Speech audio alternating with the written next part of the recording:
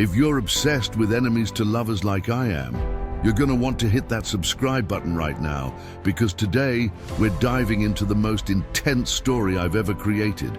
And spoiler alert, it has supernatural powers and sexual tension that will leave you breathless. Smash that subscribe button because you won't want to miss what's coming. My name is Aria Thorne, and I am the reason the world fears its own touch. Imagine never being able to hug someone you love. Imagine that every person you touch simply stops existing. Imagine being so dangerous that your own parents would rather see you locked away than risk one more second in your presence.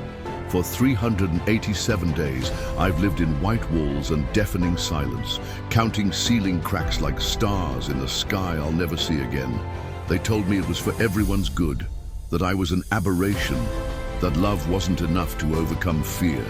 But today, when the door opens and he walks in, dark hair, storm grey eyes, and a presence that makes the air itself seem to vibrate with hidden power, I realize that 387 days of solitude were just the prologue to my real story. Because Kai Reeves doesn't look at me like I'm a monster. He looks at me like I'm a weapon he's been waiting his whole life to wield. What he doesn't know is that I'd rather die than become anyone's instrument of destruction. What I don't know is that he never intended to use me as a weapon at all.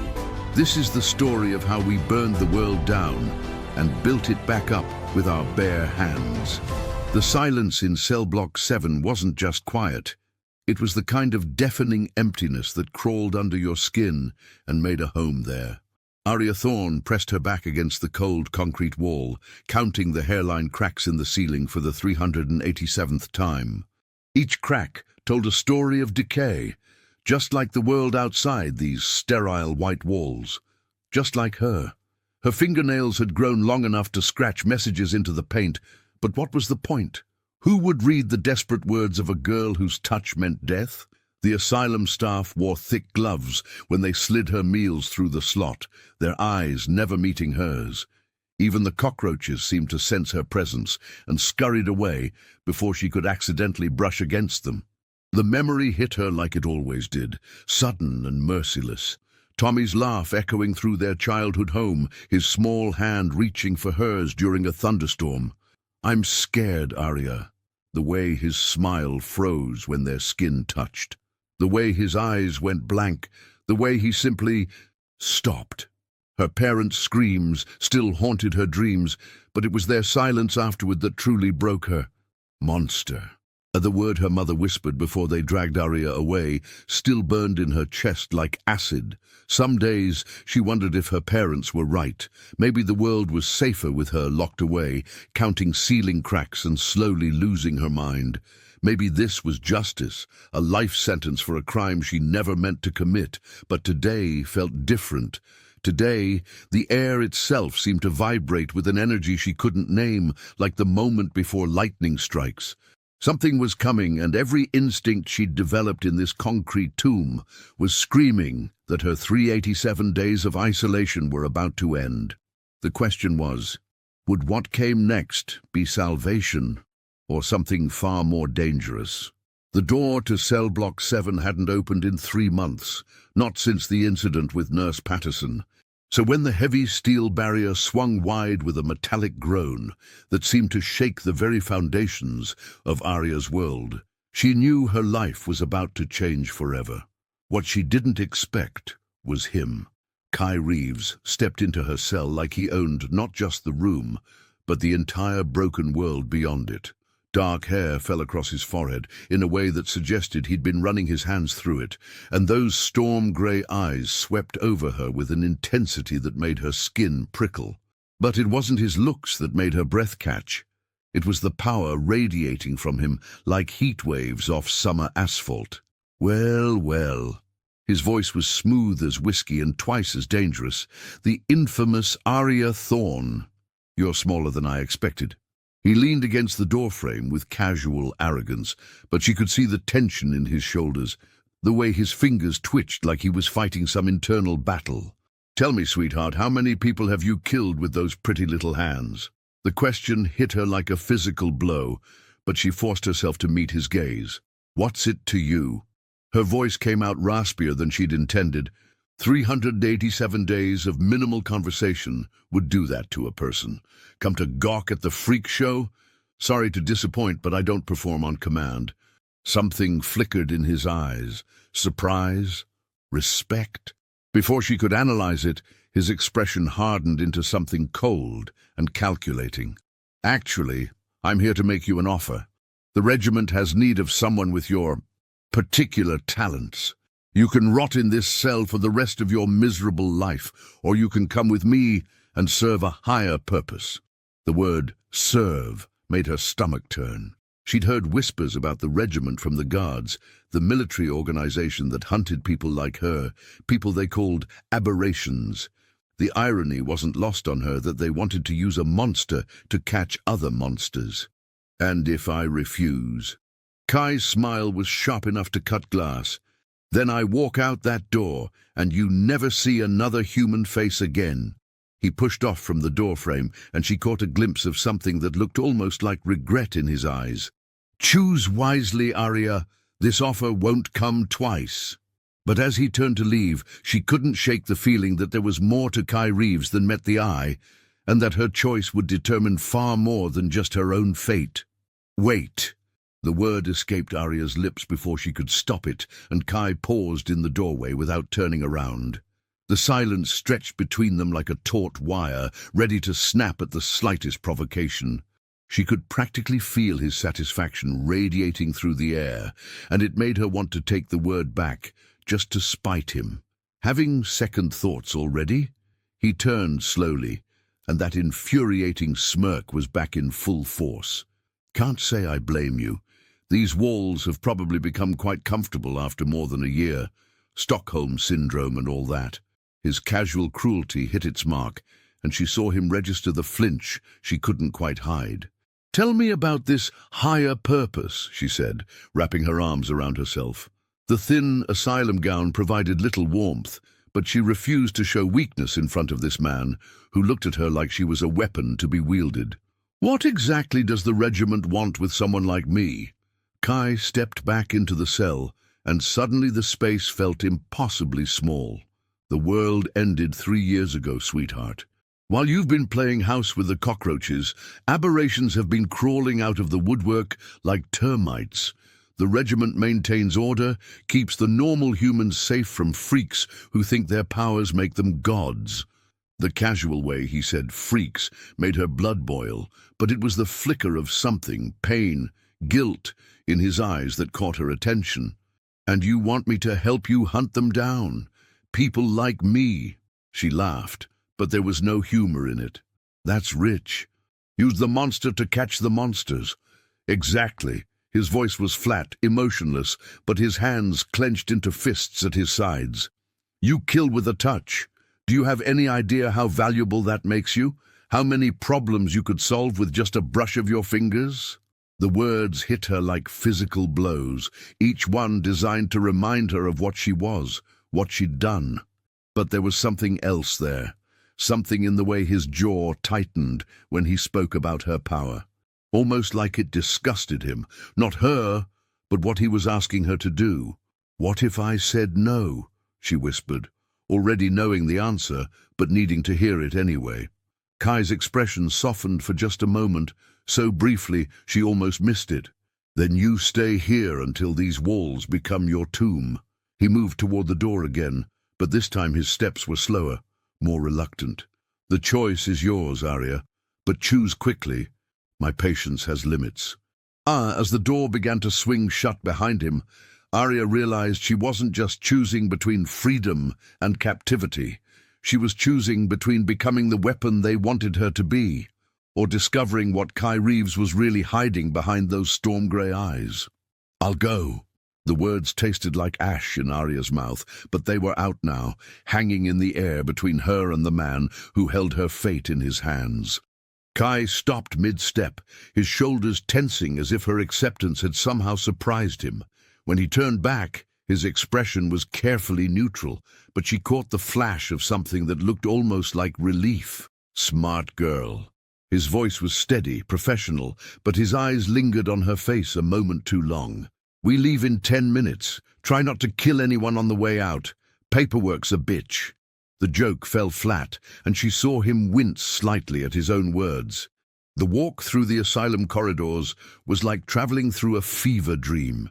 After 387 days in a single room, the fluorescent lights seemed blindingly bright, the sounds of other patients echoing off the walls like ghosts of her former life. Kai walked beside her, close enough that she could smell his cologne, something dark and expensive that reminded her of the world before everything went to hell.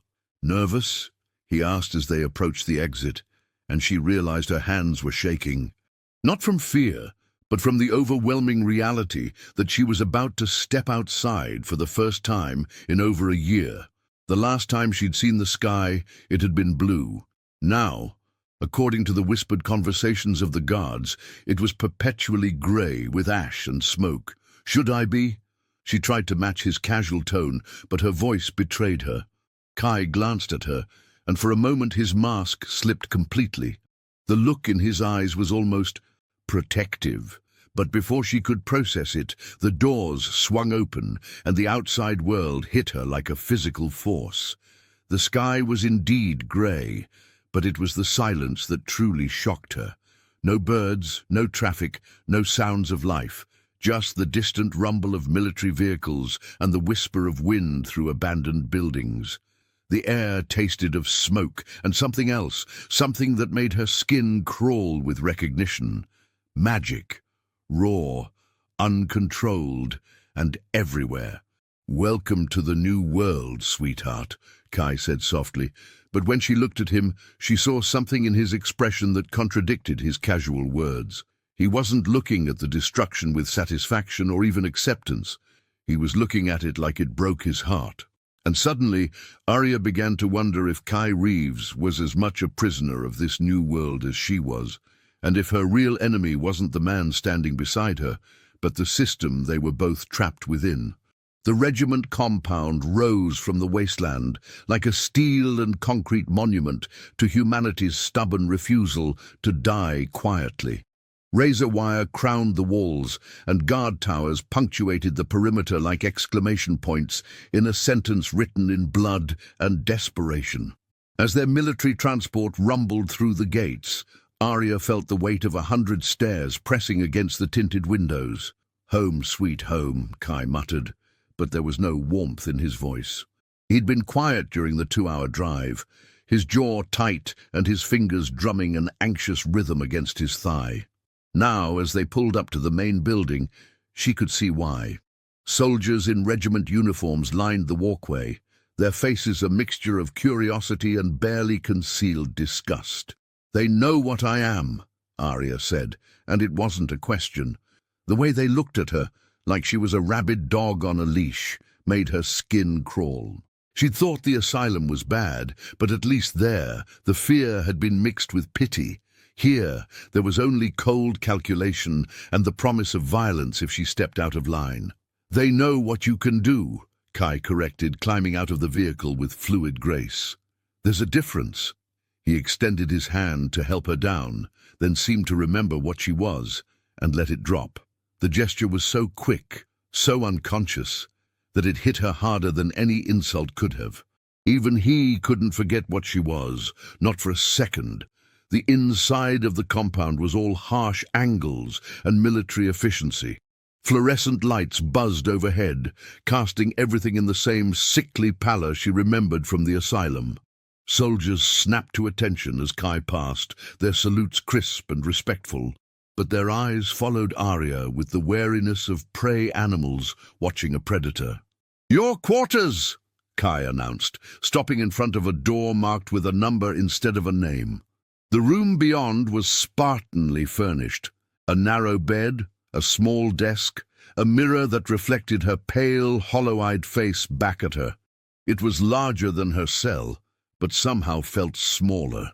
At least in the asylum, she'd been alone with her demons. Here, she could feel the weight of surveillance, the knowledge that every move was being watched and catalogued. "Dinner's at 1800 hours, Kai said from the doorway, his voice carefully neutral. "Training starts tomorrow at 0600. Don't be late. He started to leave, then paused, his hand on the doorframe. Aria. The way he said her name made something flutter in her chest. Try to get some sleep. Tomorrow's going to be challenging. As the door closed behind him with a soft click, Aria realized that she'd traded one prison for another. But this time, her jailer had storm-grey eyes and a voice that made her forget, just for a moment, that she was supposed to be a weapon. The training facility looked like something out of a nightmare. All concrete walls and harsh lighting, with equipment designed to measure destruction rather than prevent it. Aria stood in the center of the room, surrounded by regiment scientists in hazmat suits, their faces hidden behind protective masks that made them look like insects. The irony wasn't lost on her that they were more afraid of her than she was of them. Subject 247, one of them announced into a recording device. Initial combat assessment. Supervising officer, Commander Reeves. Kai stood behind a wall of reinforced glass, his expression unreadable, but she could see the tension in his shoulders. He'd barely looked at her since they'd entered the facility, and something about his careful distance made her stomach twist with unease. We need to establish baseline lethality parameters, the lead scientist continued, gesturing to a series of cages along the far wall. Inside each one was a different test subject. Rats, rabbits, and in the largest cage, something that made Aria's blood run cold. A man, probably in his 30s, with the hollow-eyed look of someone who'd given up hope long ago. No.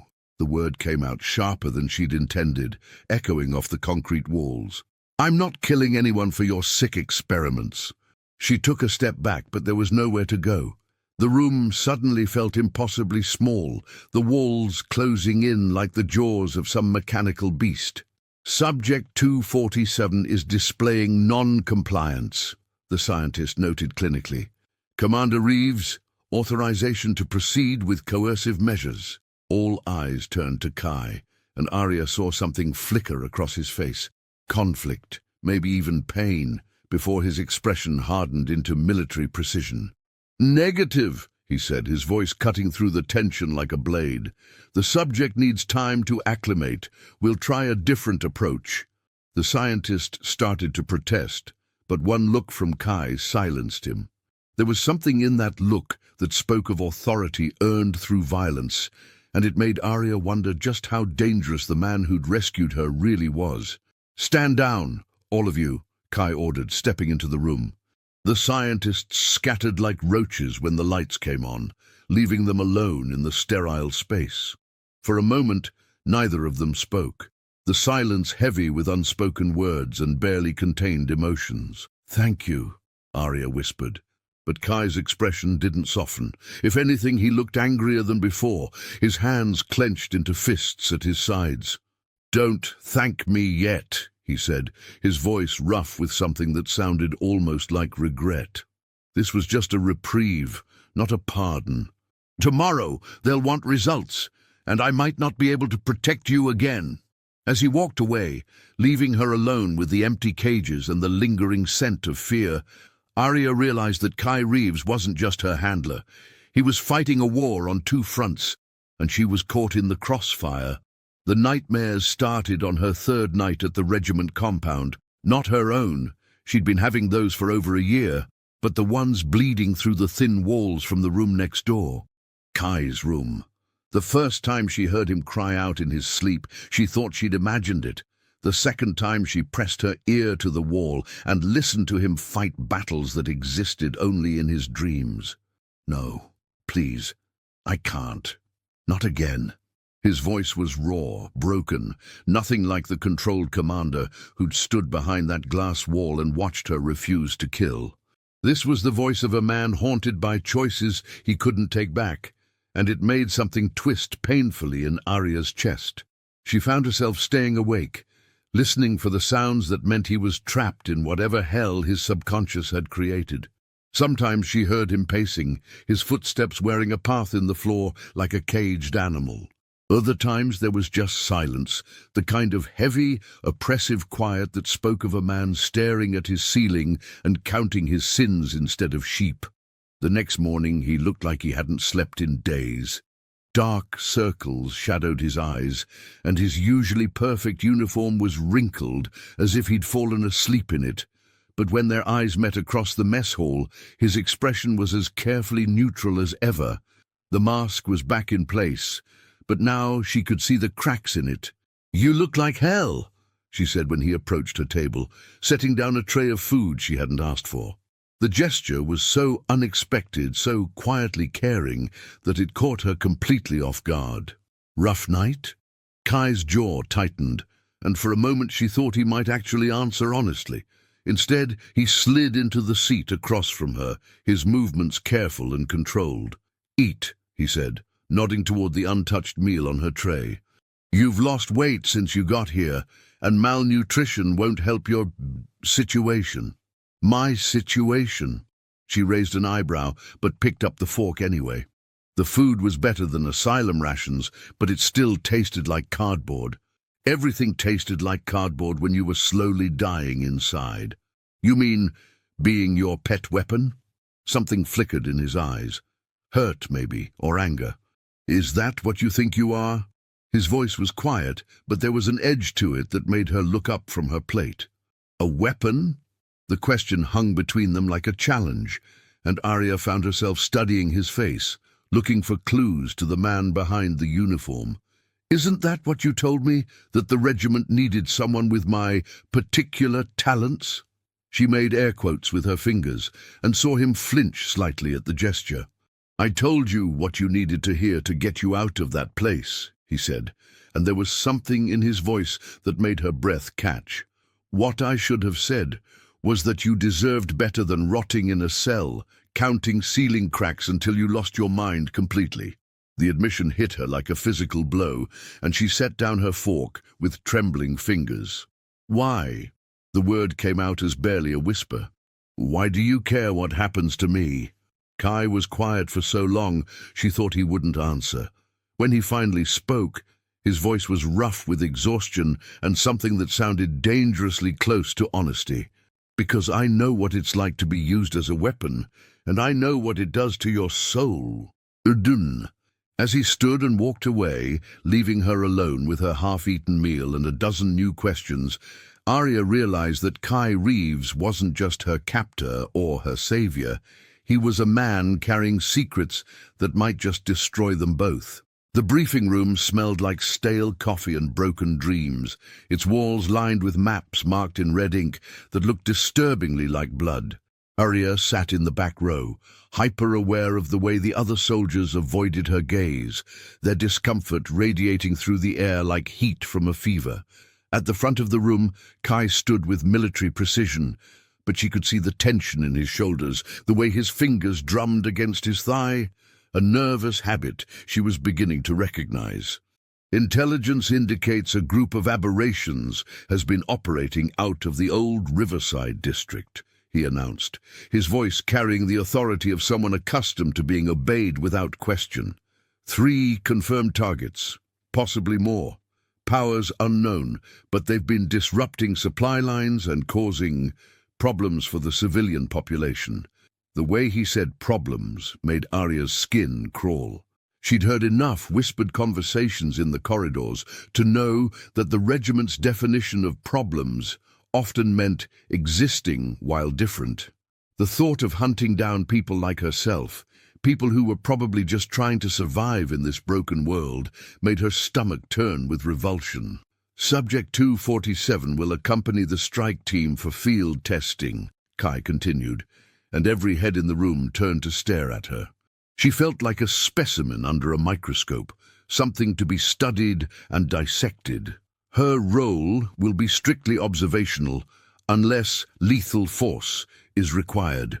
"Sir," one of the soldiers raised his hand, his voice tight with barely concealed disgust, "is it wise to bring an untested aberration into the field? What if she turns on us?"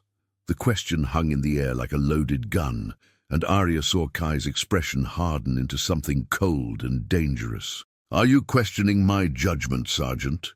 The temperature in the room seemed to drop 10 degrees, and the soldier who'd spoken visibly paled. There was something in Kai's voice that spoke of violence barely held in check, and Aria found herself wondering just how many people had made the mistake of challenging his authority. "No, sir. Of course not, sir." The sergeant's response was immediate, but Aria could see the resentment burning in his eyes. She was making enemies before she'd even left the compound, and the knowledge sat in her stomach like a stone. As the briefing concluded and the soldiers filed out, Kai approached her with measured steps. "We leave at 0400, he said, his voice carefully neutral. "Get some rest. Tomorrow you'll see what the real world looks like now." There was something in his tone that made her look up sharply, something that sounded almost like a warning. "Kai," she said, and saw him tense at the use of his first name. "What aren't you telling me?" The question seemed to hang between them like a bridge neither was quite ready to cross.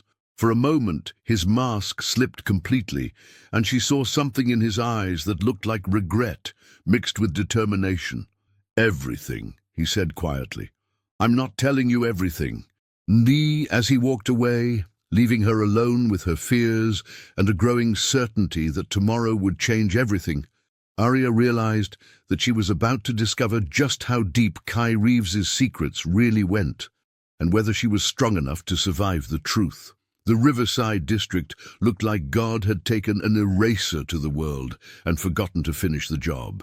Buildings stood like broken teeth against the grey sky, their windows dark and empty, their walls scarred with the kind of damage that spoke of violence both human and otherwise. Aria crouched behind the ruins of what had once been a coffee shop, her heart hammering against her ribs as she watched Kai signal the strike team into position. "Remember," his voice crackled through the comm unit they'd given her, "these aberrations are dangerous. They've killed civilians, disrupted supply lines. They're not victims, they're predators." But even through the static, she could hear something in his voice that contradicted his words. Doubt, maybe, or guilt.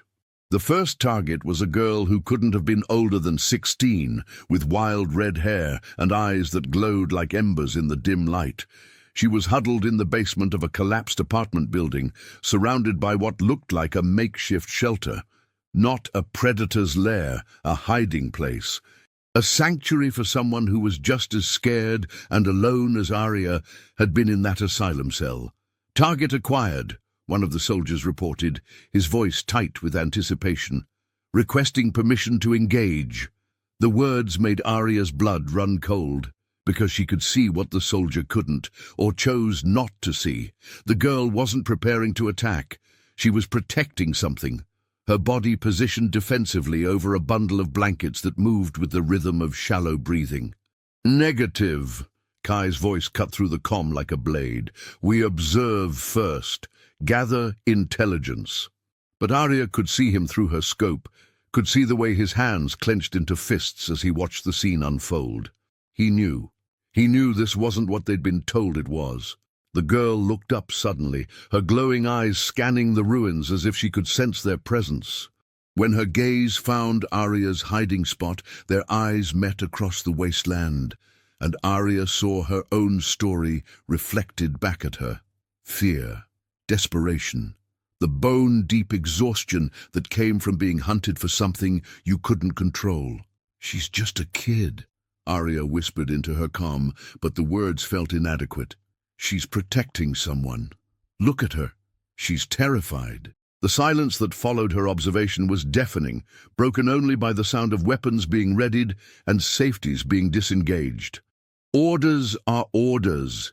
The sergeant's voice was cold, professional. "Target is hostile. Engaging now." But before he could move, Kai's voice cut through the channel like thunder. "Stand down. All units, stand down." The authority in his voice was absolute, but Aria could hear the cost of that decision in the way his breath caught. "We're pulling back. This is not the threat we were briefed on." As they retreated into the grey wasteland, leaving the girl and her precious bundle unharmed, Aria realized that Kai Reeves had just made a choice that would change everything, and that she was no longer sure which side of this war she was supposed to be on. The debriefing was a masterclass in controlled fury. Colonel Morrison paced behind his desk like a caged predator, his face red with barely contained rage as he listened to Kai's carefully worded report. Aria sat in the corner, trying to make herself invisible, while the two men engaged in what could only be described as a verbal war disguised as military protocol. "Let me understand this correctly, Commander." Morrison's voice was silk, wrapped around steel. "You had 3 confirmed aberration targets in your sights, and you chose to abort the mission because one of them looked young?" The way he said the word made it sound like a disease, something shameful and weak. "The intelligence was faulty," Kai replied, his posture rigid with military precision, but Aria could see the muscle jumping in his jaw. "The targets were not the threat we were briefed to expect. They were refugees, not combatants." Each word was carefully chosen, but she could hear the underlying message. "I won't be your executioner." Morrison's laugh was like broken glass. "Refugees? Commander, these aberrations are a cancer on what's left of humanity. Every day we allow them to exist is another day they grow stronger, more organized. Your compassion is admirable, but it's also dangerous."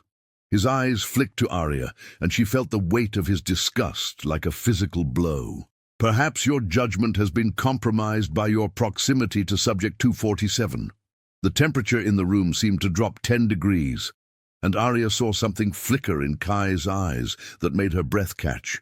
It was the same look she'd seen in the training facility, the promise of violence barely held in check. "My judgment is sound, sir. The mission parameters were not met. I made the call I felt was appropriate given the circumstances."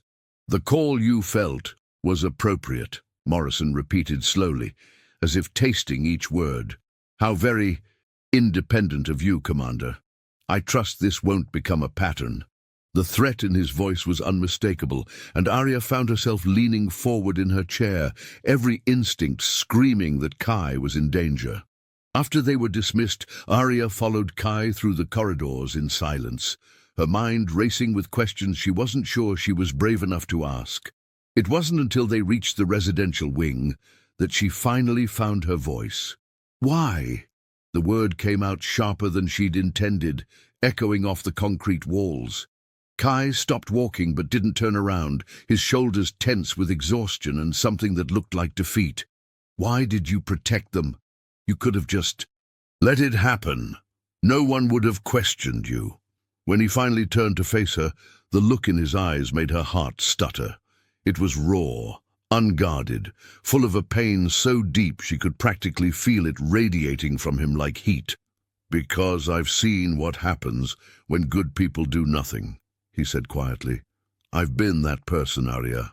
I've followed orders I knew were wrong, because it was easier than standing up and saying no." The admission hung between them like a confession, and Aria felt something shift in her chest. This wasn't the cold, calculating commander who'd walked into her cell. This was a man carrying the weight of choices he couldn't take back, fighting a war against his own conscience. "What changed?" she whispered, and saw him flinch as if the question had struck a physical blow. Kai was quiet for so long she thought he wouldn't answer. When he finally spoke, his voice was rough with exhaustion and something that sounded dangerously close to hope. "You did."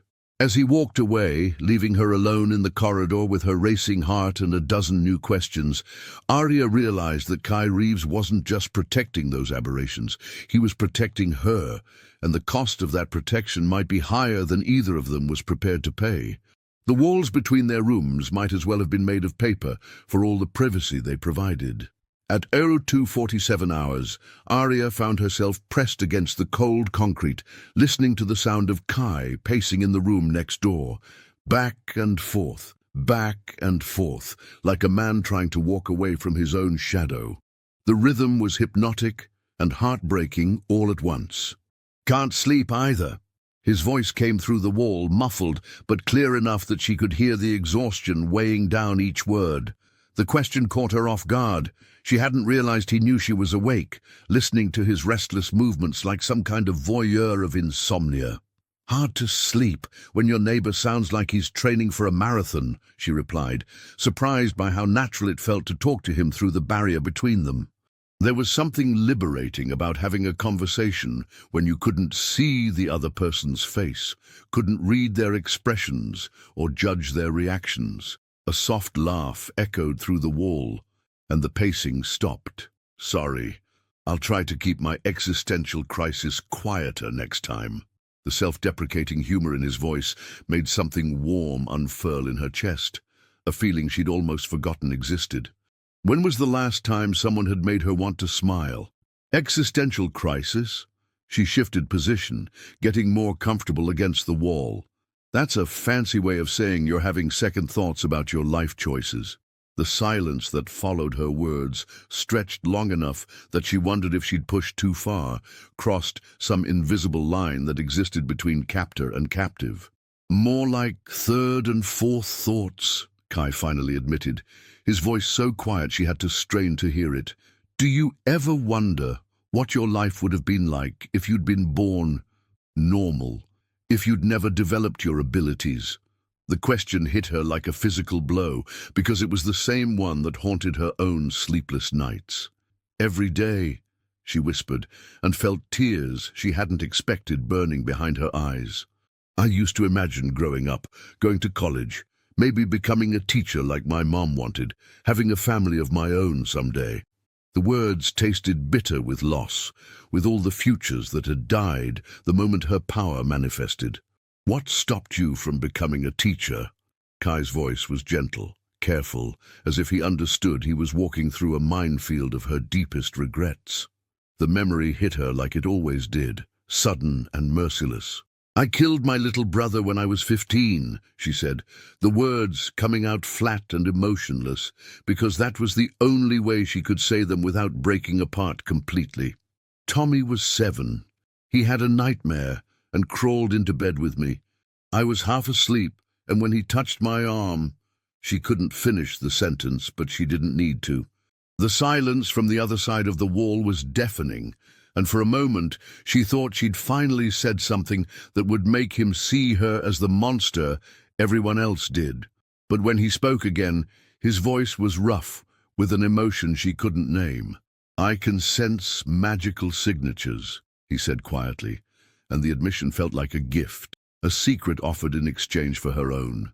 That's how I knew what you were the moment I walked into your cell. But it's more than that. I can feel the emotions tied to the magic. Your power, it doesn't feel malicious, Aria. It feels like grief. The words hung between them like a bridge built of shared pain and understanding, and for the first time since Tommy died, Aria didn't feel completely alone with her guilt. The screaming started before dawn, echoing through the compound like the sound of hell itself breaking loose. Aria bolted upright in her narrow bed, her heart hammering against her ribs as the sound of running footsteps and shouted orders filled the corridors. Through her small window, she could see soldiers rushing toward the detention block, their weapons drawn and their faces grim with purpose. "What the hell?" Kai's voice came through the wall, followed by the sound of him moving quickly around his room. Within seconds she heard his door slam and his footsteps disappearing down the corridor. The urge to follow him was overwhelming, but she forced herself to stay put. Whatever was happening, she doubted her presence would be welcome. The screaming stopped as suddenly as it had started, leaving behind a silence that was somehow worse than the noise had been. Aria pressed her ear to the door, straining to hear anything that might give her a clue about what was happening. When footsteps finally approached her room, she recognized Kai's measured gait even before he knocked. "Get dressed," he said when she opened the door, his face pale and his uniform disheveled. "We're leaving. Now." There was something in his voice that made her stomach drop, an urgency that spoke of danger and desperation in equal measure. "What happened?" She grabbed her jacket and boots, her movements quick and efficient despite the fear clawing at her throat. "Those screams—" "The detention block." Kai's voice was tight with barely controlled rage. "They were interrogating the aberrations we captured last week, trying to extract information about other groups." The way he said Interrogating made it clear that the reality was far worse than the clinical term suggested. As they hurried through the corridors, Aria caught glimpses of what had happened through open doorways and broken windows. Medical personnel rushing with stretchers, soldiers standing guard with expressions that ranged from satisfaction to barely concealed disgust. And in one room, just for a moment, she saw something that made her blood run cold. A young man, probably not much older than herself, strapped to a table with electrodes attached to his temples. His eyes were open but vacant, staring at nothing, and there was blood trickling from his nose. The sight lasted only seconds before Kai pulled her past the doorway, but it was enough to understand what kind of interrogation had been taking place. "They're torturing them," she whispered, the words coming out strangled with horror and rage. "They're torturing people for information about others like us." The reality of what the regiment really was hit her like a physical blow, and she had to stop walking to keep from being sick. Kai's hand hovered near her shoulder, as if he wanted to comfort her, but couldn't risk the contact. "I know," he said quietly, and there was something in his voice that made her look up sharply. "I've known for a long time. That's why we're leaving." "Leaving?" The word came out as barely a whisper.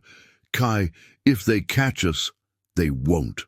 His voice was hard with determination, but she could see the fear in his eyes. "I've been planning this for months, waiting for the right moment. What happened tonight? It's the last straw. I won't be part of this anymore." As they reached the vehicle bay, Aria realized that Kai Reeves wasn't just rescuing her from the regiment. He was defecting, throwing away everything he'd built to save people he barely knew. The question was whether they could escape before Colonel Morrison realized that his most trusted commander had just become his most dangerous enemy. And as the compound's alarms began to wail behind them, Aria understood that their real war was just beginning. The abandoned gas station sat like a monument to the world that used to be, its broken windows and rust-stained walls telling the story of civilization's slow collapse.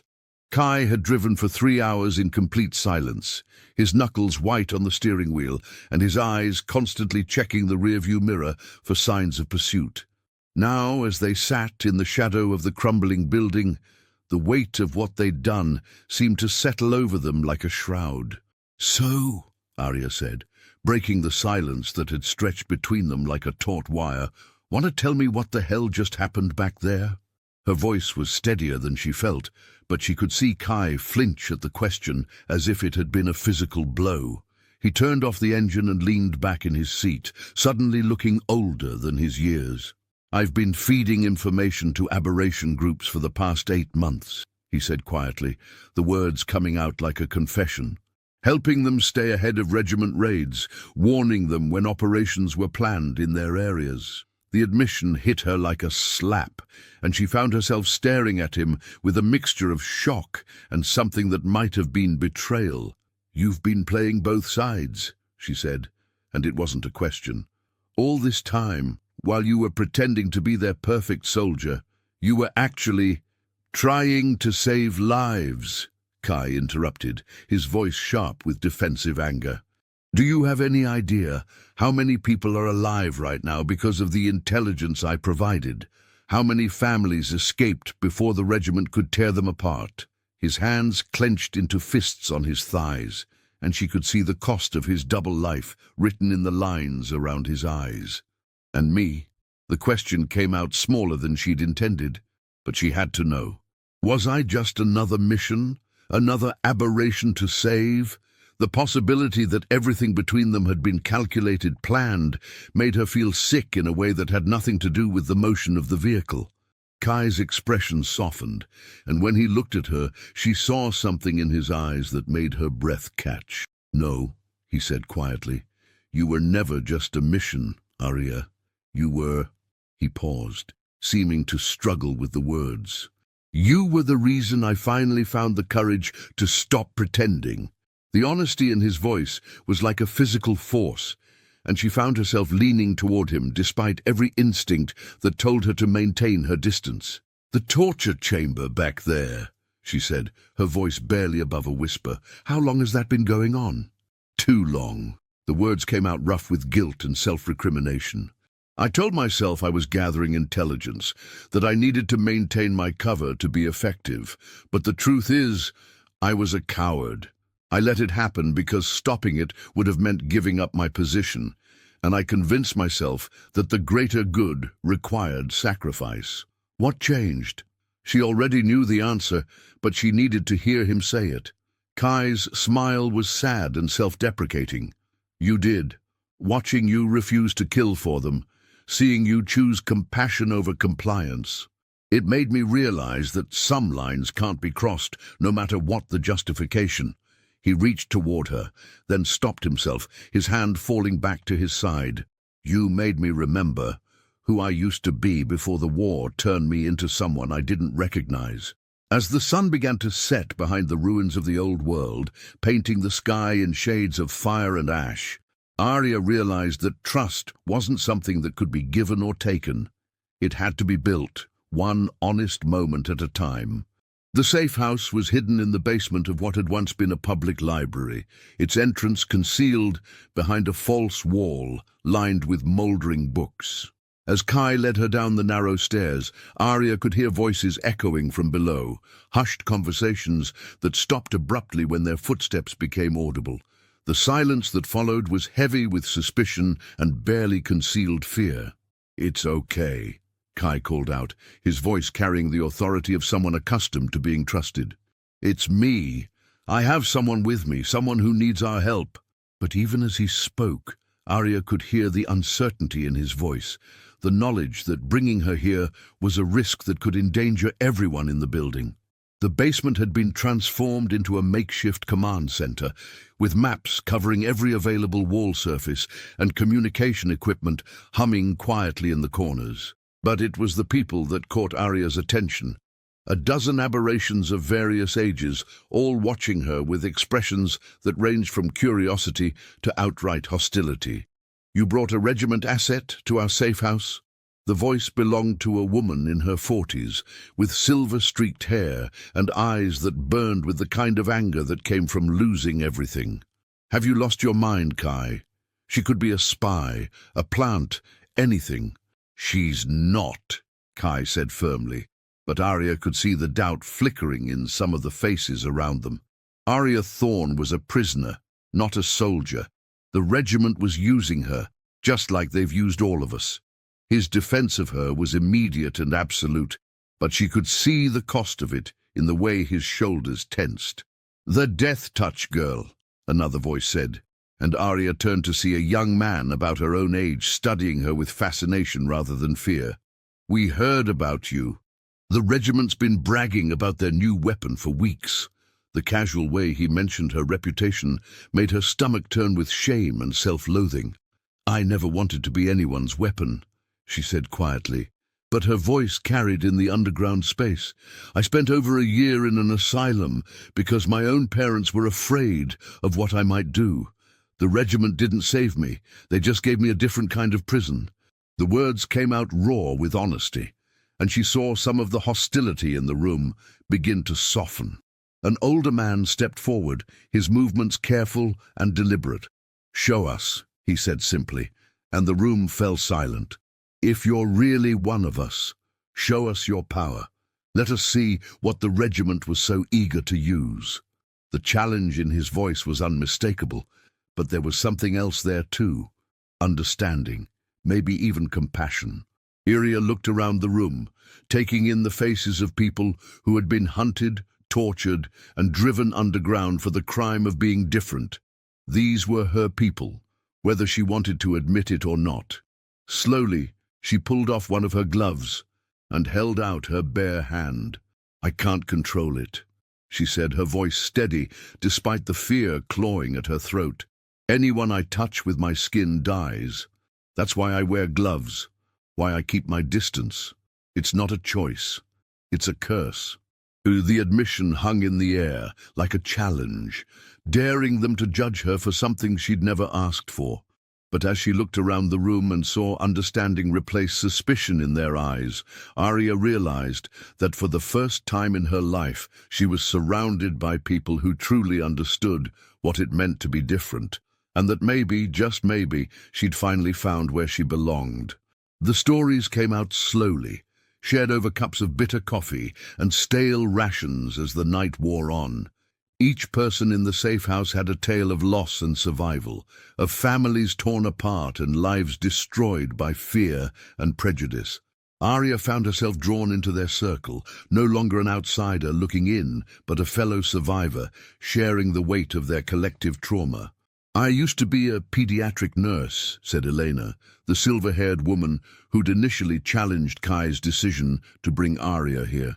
20 years of helping sick children, and then one day I accidentally healed a kid with terminal cancer. Word got out, and suddenly I was a freak, a threat to the natural order. Her laugh was bitter with irony. Funny how saving a life can make you a monster. Marcus, the young man who'd recognized Aria's reputation, had the ability to phase through solid objects, a power that had saved his life when regiment soldiers raided his family's home. "I watched them kill my parents through the wall I was hiding in," he said quietly, his eyes distant with memory. "Couldn't do anything to help, couldn't even scream without giving myself away." Each story was a variation on the same theme. Normal people whose lives had been shattered the moment their abilities manifested. Some had been turned in by neighbors, others by their own families. All of them had learned the hard lesson that being different in this new world was a death sentence, unless you were lucky enough to find people like Kai who were willing to risk everything to help. "How long have you been doing this?" Aria asked Kai as they worked together to update the maps with new regiment patrol routes. The question had been burning in her mind since they'd arrived, but she'd been afraid to ask it in front of the others. 2 years, he replied, his voice quiet enough that their conversation wouldn't carry to the rest of the group. Started small, just passing along information about planned raids, but it grew into something bigger, something that mattered. He paused in his work, his expression thoughtful. "These people became my real family, you know. The regiment gave me rank and authority, but they gave me purpose." The way he said it made something warm unfurl in Aria's chest, a feeling she'd almost forgotten existed. "And now?" she asked, because she could see the uncertainty in his eyes, the knowledge that bringing her here had changed everything. "Now we're all fugitives," Kai said with a rueful smile. "Morrison won't let my defection go unpunished. He'll hunt us down with everything he has, and he won't stop until we're all dead or captured." The matter-of-fact way he stated their situation should have been terrifying, but instead it felt almost liberating. "Good," Aria said, surprising herself with the vehemence in her voice. "Let him come. I'm tired of running, tired of hiding from what I am." She looked around the room at the people who'd accepted her without question, who'd seen her power and offered understanding instead of fear. These people deserve better than to live like rats in the walls. Maybe it's time we stopped hiding and started fighting back. Kai's eyes widened at the steel in her voice, and she saw something flicker across his face that looked like pride mixed with concern. "Fighting back means people will die, Aria. Are you prepared for that? Are you prepared to use your power as a weapon after all?" The question hit her like a physical blow because it forced her to confront the truth she'd been avoiding since they'd escaped the compound. "If it means protecting people like us, if it means stopping the regiment from torturing more innocents." She met his gaze steadily, her voice unwavering. "Then yes, I'm prepared to be the monster they always said I was." But as the words left her lips, Aria couldn't shake the feeling that once she crossed that line, there would be no going back, and that the girl who'd counted ceiling cracks in an asylum cell would be gone forever. The regiment's response was swift and merciless. Within 48 hours of their escape, wanted posters bearing both their faces were plastered across every remaining settlement within a 100-mile radius.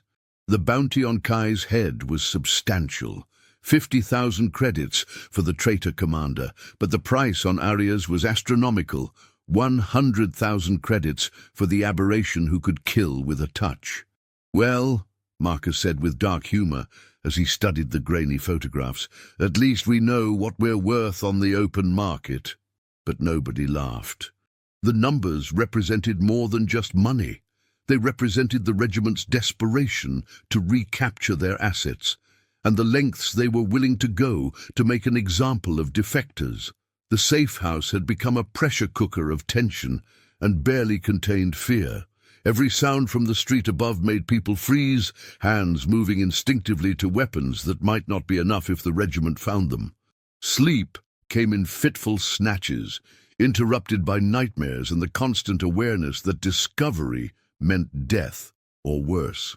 "We can't stay here," Eleanor said during their third emergency meeting in as many days. "Too many people know about this place now. The bounty hunters will start sniffing around soon, and when they do—" She didn't need to finish the sentence. They all knew what happened to aberrations who were captured alive. "Where can we go?" asked Sarah, a teenager whose ability to manipulate electricity had made her a target since she was 14. "Every safe house in the region is compromised. Every contact we had is either dead or in hiding." The despair in her voice was echoed in the faces around the room, and Aria felt the weight of responsibility settling on her shoulders like a lead blanket. "This is my fault," she said quietly, but her words carried in the underground space. "If I hadn't come here, if Kai hadn't risked everything to get me out—" The guilt was eating her alive, the knowledge that her presence had put all these people in danger. "Stop!"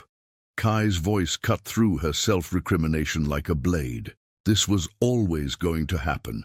The regiment was always going to come for us eventually. You didn't cause this. You just gave us a reason to stop running and start fighting." The conviction in his voice was absolute, but she could see the cost of their situation in the lines around his eyes. "Fighting with what?" Marcus's question was blunt but fair. "We've got a dozen people, limited weapons, and powers that are more likely to get us killed than help us win a war. The regiment has thousands of soldiers, military-grade equipment, and the backing of what's left of the government." The silence that followed his words was deafening, because everyone in the room knew he was right. They were David facing Goliath, but without the divine intervention that had made the biblical story end in victory. They were just scared, desperate people trying to survive in a world that wanted them dead. "Then we don't fight them head-on," Aria said, an idea beginning to form in her mind. "We do what they least expect. We stop hiding and start recruiting." She looked around the room, meeting each person's eyes in turn. "There are thousands of aberrations out there, scattered and afraid. What if we brought them together? What if we gave them something to fight for instead of just something to run from?" The idea hung in the air like a spark in dry tinder, dangerous and full of potential, and as Aria saw hope begin to replace despair in the faces around her, she realized that sometimes the most dangerous thing you could do was give people something to believe in.